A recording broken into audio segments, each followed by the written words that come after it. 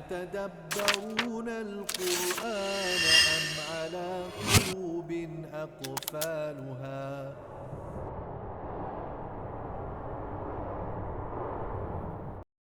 Bismillah ar-Rahman ar-Rahim. Assalamu alaikum. In this episode of the Divine Book Club, we will be reading from Surat Yasin, the 36th chapter of the Quran. A very short introduction to the surah provided by Professor Abdul Halim is as follows. A Meccan surah, that is to say it's revealed in the first part of the Prophet's life in Mecca before the migration. A Meccan surah that emphasizes the divine source of the Quran and defends it from the charge of being poetry made by man. It warns of the fate of men who are stubborn and always mock God's revelations. They are reminded of the punishment that befell earlier generations and of God's power as shown in His creation. This proves His ability to bring about the resurrection, which is emphasized at the end of the surah. So I'll pass over to Sabir to read for us. In the name of God, the Lord of mercy, the giver of mercy. Yasin. By the decisive Quran, you, Muhammad, are truly one of the messengers sent on a straight path. It is a revelation from the Almighty, the Merciful, so He may warn a people whose forefathers were not warned, and so they are unaware. The verdict has been passed against most of them, so they refuse to believe. It is as if we've placed iron collars around their necks, right up to their chins so that their heads are forced up, and set barriers before and behind them, blocking their vision. They cannot see. So here we get quite a, you could say, graphic description of the level of misguidance that people are on. What's the purpose of this? So always Allah subhanahu wa ta'ala is providing the guidance. And it's up to people whether they hear that, they follow that, or they turn away. At the same time, Allah subhanahu wa ta'ala is in charge of everything and controls everything. So He makes these expressions to tell us about those people who are in the utmost stubborn denial. And that's why the translation rightly has this bracket to say, it is as if we had placed iron collars around their necks. Of course, this is a description to help us understand and picture the situation where they have some shackles on their necks which make them look upwards, and they have barriers before and behind them. So they can't see their environment, but not only that, they can't even look down at themselves, right? So they can't see the signs on the horizons, and they can't even see the signs within themselves. They're lacking self-awareness. So this is the root of the misguidance. Right? If people are unaware of themselves, they're unable to see God's work within themselves and how they have been created, and their inner inclination towards God upon which we have been born. If they cannot perceive this, then they cannot read the signs out there in the world either. So it's as if they're walking around with these shackles and with barriers, as if the walls are kind of following them wherever they go. Everything is still there. The signs are still shining brightly, but they are the ones who have, closed the windows and shuttered them up. It is all the same to them whether you warn them or not. They will not believe. You can warn only those who will follow the message and hold the Lord of mercy in awe, though they cannot see Him. Give such people the glad news of forgiveness and a noble reward. We shall certainly bring the dead back to life, and we record what they send ahead of them as well as what they leave behind. We keep an account of everything in a clear record. Give them the example of the people to whose town messengers came. We sent them 2 messages, but they rejected both. Then we reinforced them with a 3rd. They said, "Truly we are messengers to you." The people answered, "You are only men like ourselves. The Lord of mercy has sent nothing. You are just lying." They said, "Our Lord knows that we have been sent to you. Our duty is only to deliver the message clearly." But they answered, "We think you are an evil omen. If you do not stop, we shall stone you and inflict a painful torment on you." The messenger said, "The evil omen is within yourselves. Why do you take it as an evil omen when you are reminded of the truth? You are people who go too far." Excuse me, Shaykhna. Regarding the messenger's response that the evil omen is within yourself, could you give us a bit more clarity about that? So what you see here is superstition. Right, this is a town to whom messengers of God have arrived. And it's sometimes said and understood in the story that these were actually disciples of Prophet Isa, Prophet Jesus, who are called messengers, but they're actually, in a way, messengers of the messenger. Be it as it may, they've come to a town and they deliver the message, but the people start to say, "We're getting bad vibes from you. We're getting a sense that everywhere you go, there's bad things happening. and they start to read, everything in their lives that they don't like. They start to say, it's them. It's these immigrants who have come to our town. They're the ones who are causing all our misfortunes, as people sometimes blame foreigners in that way. So all of this actually comes from their own selves. So the message is telling there is no bad omen here, right? This is just within yourselves. The problem is yourselves. Anything bad that's happened to you is because of yourselves, and certainly not because of us. I see. Yeah. Then, from the furthest part of the city, a man came running. He said, "My people, follow the messengers. Follow those who are not asking you for payment and who are rightly guided. Why should I not worship the one who created me? It is to him that you will be returned. How could I take beside him any other gods when their intercession would not help me, and they would not be able to save me if the Lord of mercy wished to harm me? If I did, I would clearly be in the wrong. I believe in your Lord, so listen to me."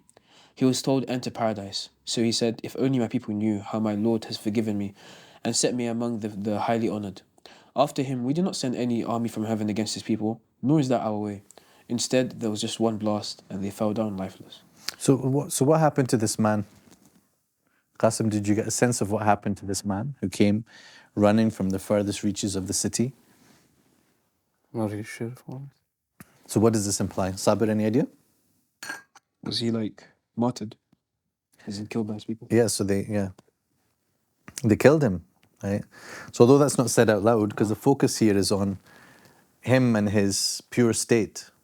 And this is the beauty also of the concept of martyrdom, that the focus is not on what they did to his body. It's almost in that moment he's transported from whatever pain that they would cause him bodily. And he's told, enter the garden, enter paradise. And then even at that point, he continues with this sense of concern and this care that he has for his people. And he says, if only they knew what I'm enjoying now, then they would be believers, right? And they would seek after what I'm experiencing now. Isn't that beautiful? Allah. And as for human beings, whenever a messenger comes to them, they ridicule him. Do they not see how many generations we destroyed before them, none of whom will ever come back to them? Yet all of them will be brought before us. There's a sign for them in the lifeless earth. We give it life, and we produce grain from it for them to eat. We have put gardens of date palms and grapes in the earth, and we have made springs of water gush out of it, so that they could eat its fruit. It was not their own hands that made all this. How can they not give thanks? Glory be to him who created all the varieties of things that the earth produces, as well as human beings themselves, and other things they do not know about. The night is also a sign for them. We strip the daylight from it, and, lo and behold, they're in darkness. The sun too runs its course. This is determined by the Almighty, the All-Knowing. We have determined phases for the moon until it finally becomes like an old date stalk. What does it mean by old date stock? What is Allah trying to say? Old date stock. Well, this is an image which is very familiar to the Arabs, not so much to us nowadays, maybe, unless we are involved in growing dates. But basically, we can work backwards on the image to understand it. So the old date stock looks something like a sliver, like the moon becomes after it has, grown from its initial crescent to become, the full moon, and then it withers away to become like the almost reverse crescent. Okay. So this is what it's like on the part of the date palm, where the dates are growing out of it, and then when it's left to deteriorate and dry up, then it becomes also like this. So it's just a description of how the moon goes from its almost its infancy to its prime, and then withers away to something old and abandoned. And this is maybe foreshadowing something mentioned later. وَمَن نُعَمِّرْهُ نُنَكِّسْهُ فِي الْخَلْقِ. And whoever we give long life and allow to advance in age, we reverse him in creation. So he starts to go back to, after being small, starts to become smaller again and to hunch over like the old date stock. Wow. The sun cannot catch up to the moon, nor can the night outrun the day. Each floats in its own orbit. All right, Sabir, you know what this is. You know what this is in Arabic because you know the Quran, mashallah. Right. So what's the end of this ayah? وَكُلٌّ فِي فَلَكٍ يَسْبَحُونَ. وَكُلٌّ فِي فَلَكٍ يَسْبَحُونَ. Right. So you know the cool thing about this? If you write the letters كُلٌّ فِي فَلَك, right? Kaf, Lam, Fa, Ya, Fa, Lam, Kaf. You can kind of hear what happened there. Yeah. If you read it backwards, kaf, lam, fa, ya in the middle, fa, Yeah. lam, kaf. كل في فلك, كل في فلك is a palindrome. And actually scholars of old noticed this, and they don't make a big old deal out of it, but they noticed it. And it actually has this really nice connection with what the ayah is talking about. It's that everything is in an orbit. كل في فلك, كل في فلك, back and forward. Right? Beautiful, huh? So these things, they just increase the enjoyment that one can get in the Quran. When you look in the Quran, you can find these little things which are sometimes not so obvious. Sometimes they require you to look more, to listen more, to think more, to spend more time. And then when you see them, you have this delight. And you're like, Ya Rab, I see what you did there. Right? Wow. I see what you did there, Ya Rab. And it's a delight. And sometimes people want to use those things to convince a skeptic, to convince an unbeliever. Maybe it can. But a lot of these times, it's something that just increases your sense of certainty that, this book is from Allah. Yeah. This perfection comes from Allah. Can it be considered somewhat a scientific miracle, do you think? I mean, the idea of describing certain things as miracles can be a slightly tricky matter. How do you identify what thing is a miracle? Is it by itself as a miracle? Or is it part of the overall miracle of the perfection of the Quran? I would probably look at it as the second way. Okay. Excuse me, Shaykhna, the ayah itself as well, it highlights that the sun and the moon, the night and day, they all have their own purposes. And just looking at it, I think it reminded me with the previous, you can say, passage regarding the messengers and the man that came from first down. Like they all has a purpose as well. And everyone needs to do their purpose. We cannot, or the messengers cannot go to our, you can say, purpose or mission. And we also have our own mission that you cannot, you can say, overgo the limits too. Yeah, that's a really nice connection. Thinking about how everyone, like the messengers say, the only duty that we have is to convey this clearly to you, right? So just like the sun has its purpose, just like the moon has its purpose, and the night has its role and its benefit, and the day has its role and its benefit. So the messengers and the followers, and even this person who came from the furthest reaches from some other orbit, has come in from the outside to say, listen to these messengers. Who is he? We really don't know. We have sometimes the tradition mentions a name for him. But other than that, they say Habib al-Najjar. They say he's a carpenter. Where did they get this from? I'm not sure. But we don't really know about him from the Quran. Something mysterious, but look, he saw the need to step up at a time of urgency. He saw, look, those are real messengers and I'm just me, but at this moment I'm needed. I can't just leave it to them because they're getting threatened. They are being told that we will stone you to death if you don't stop what you're doing. So he comes and he's got a place in that society, maybe, that he feels that I can have some influence somehow.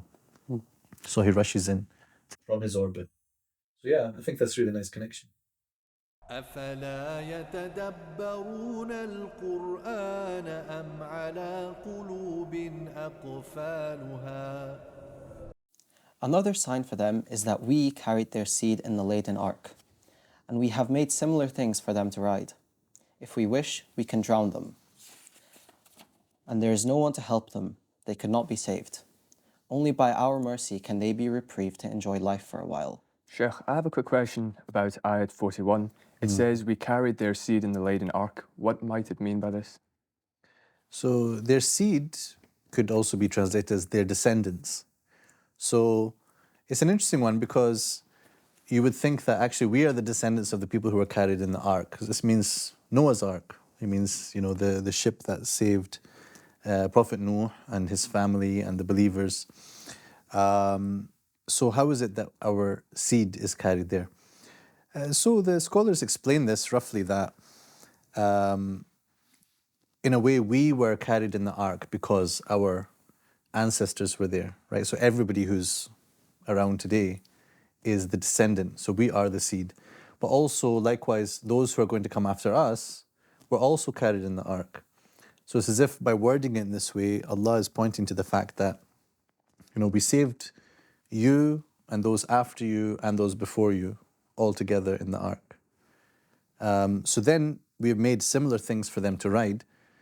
This is usually taken as a reference to the animals, especially camels, because it's an expression which we use even in English. We say the ships of the desert. The camel is a ship of the desert. So just like there's this ship that we know the famous story of it, and other ships which sail like the boat of Noah, peace be upon him. Then you have also the ships in the desert, and that's what the Arabs were very familiar with. So oftentimes you find references to camels and other things which were in their immediate environment, because they're the first ones who are hearing the Quran, and they're being told, pay attention to the signs around you.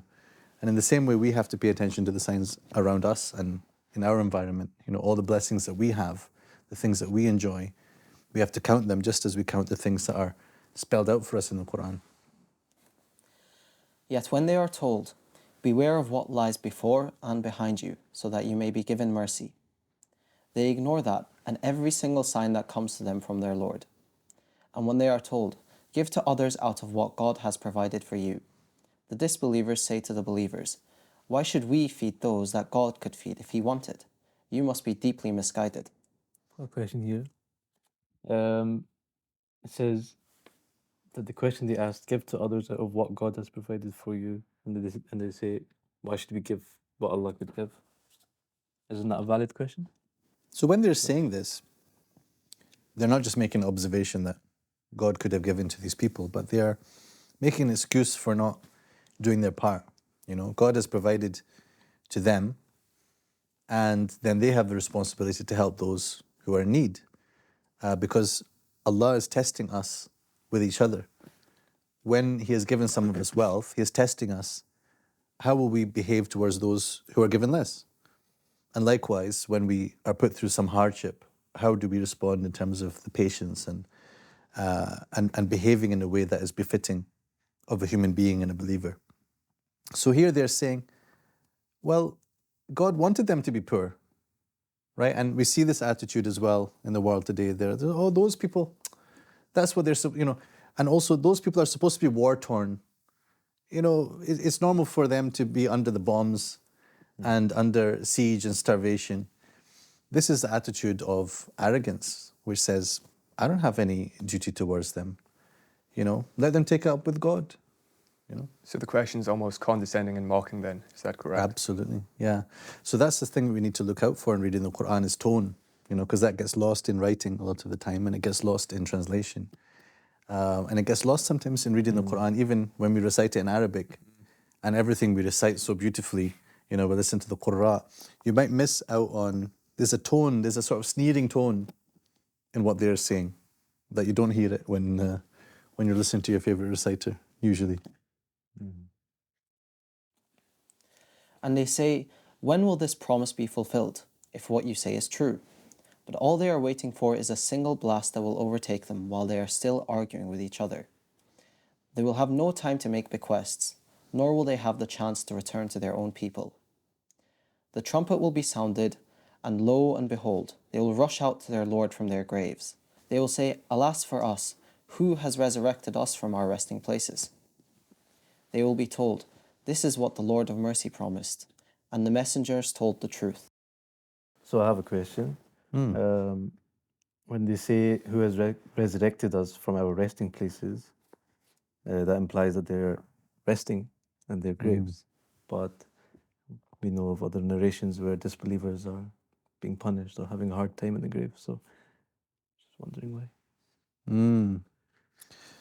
So yeah, I think, first of all, the people who are brought out, this is not only talking about the unbelievers or the people who are suffering from punishment in the grave.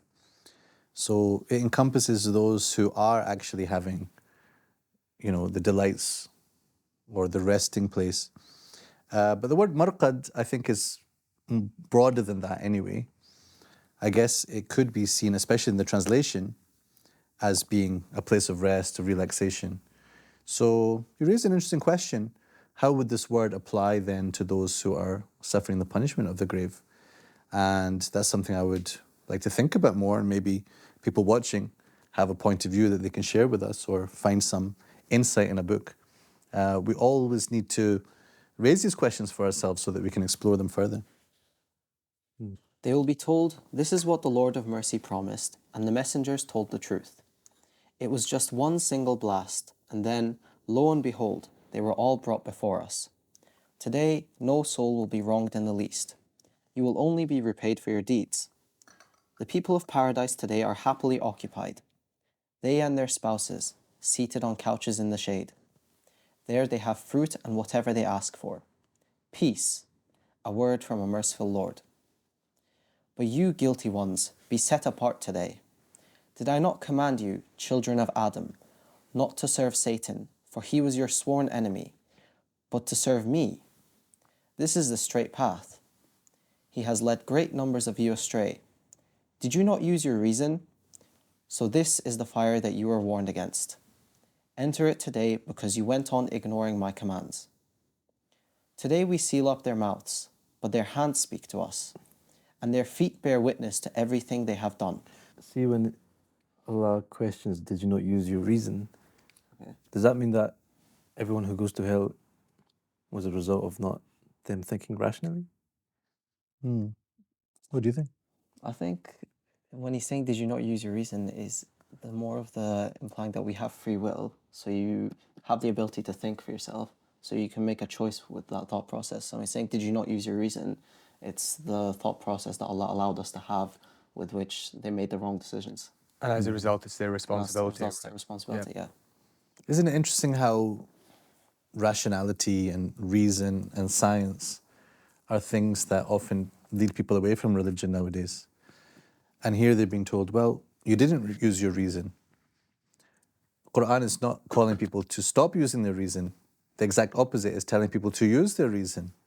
And that reason and that thought process and observing the signs, observing the world around us, looking into ourselves, this should increase our guidance towards God. And yet for many people who might have prided themselves on their rationality and how clever they were in this life, there was one prominent atheist on TV, and he was asked, what would you do if, it turns out on the Day of Judgment you are brought back before God? So he made some bold statement that I would say to God, how dare you?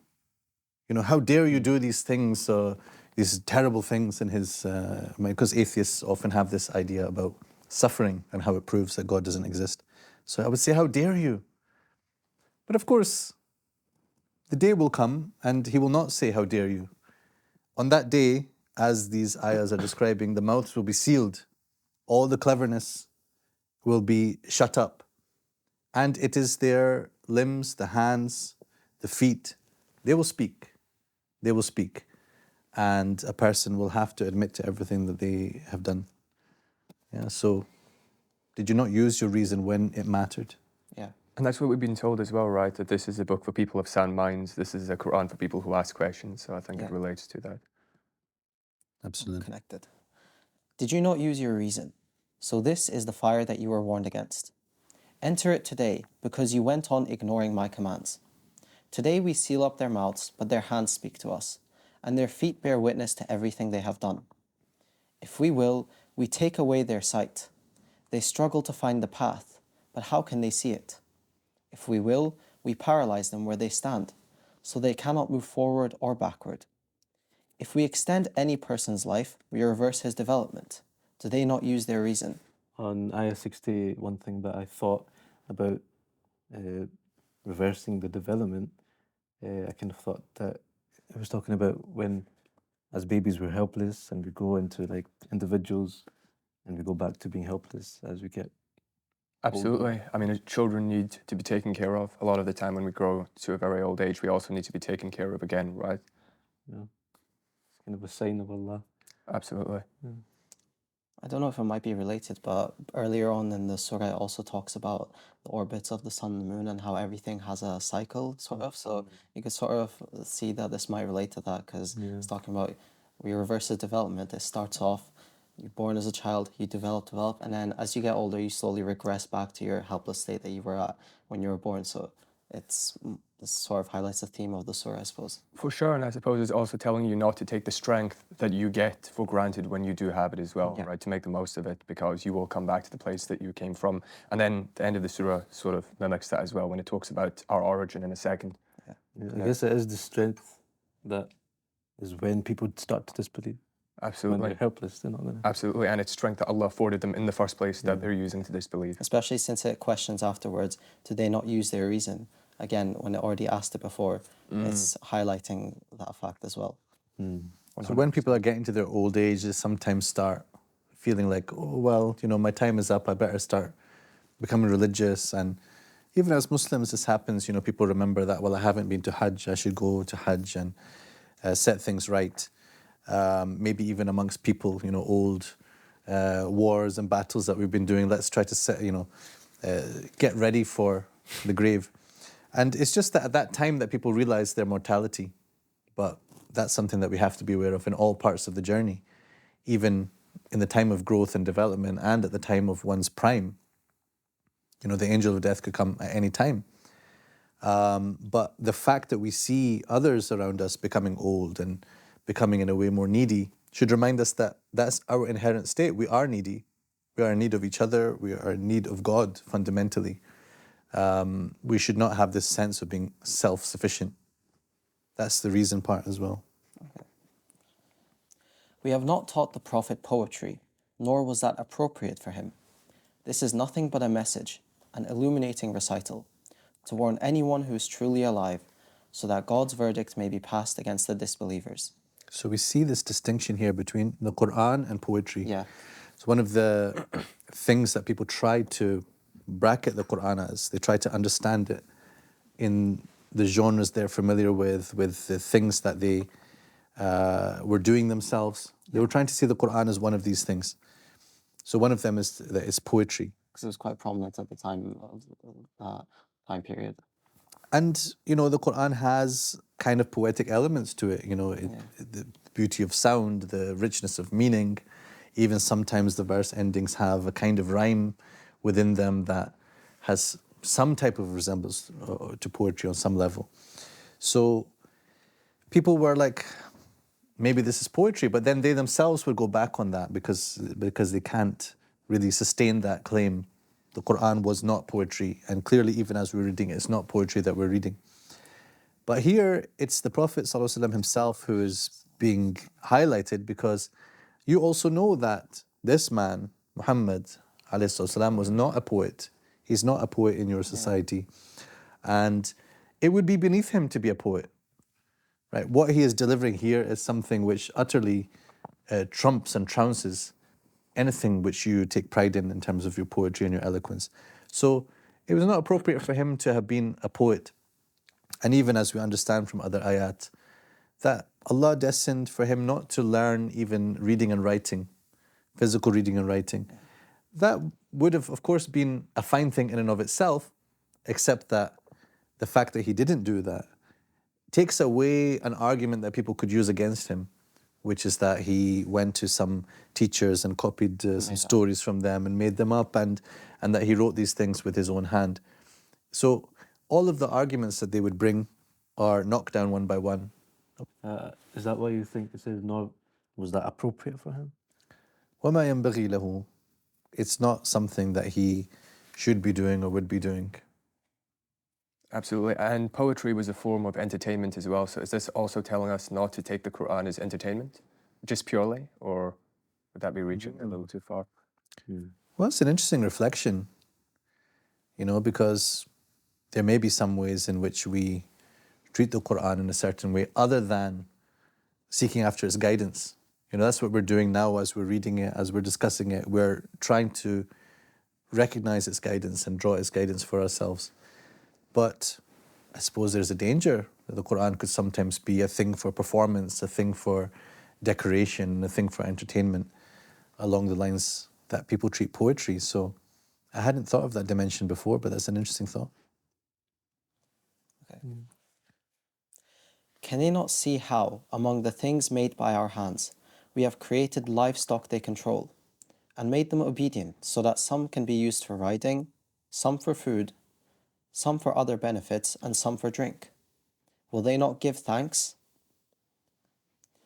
Yet they have taken other gods beside God to help them, though these could not do so even as a whole army of them together. So, Prophet, do not be distressed at what they say. We know what they conceal and what they reveal. Can man not see that we created him from a drop of fluid?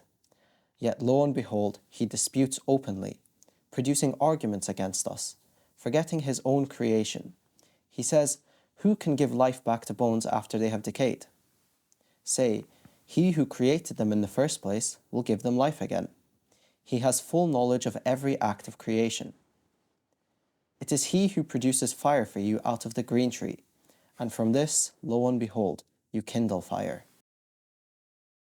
Is he who created the heavens and earth not able to create the likes of these people? Of course he is. He is the all-knowing creator. When he wills something to be, his command is only be, and so it is. So glory be to him in whose hand lies control over all things. It is to him that you will all be brought back. Is there anything you guys want to reflect on that? There was, though these could not do so even as a whole army of them together, so, Prophet, do not be distressed at what they say.